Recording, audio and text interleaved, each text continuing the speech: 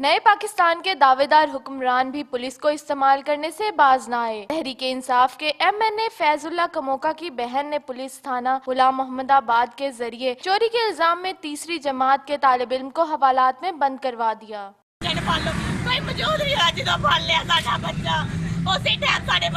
मेरी तलाशी है नहीं ले लो, मेरे कुछ मौजूद नहीं होया। 8 साला ख्वाहिश अली के वालिदैन तीसरे रोज भी थाने के बाहर इंसाफ के लिए दरबदर भटकते रहे, मगर पुलिस ने बच्चे की गिरफ्तारी पर मौक़िफ़ देने से इनकार कर दिया।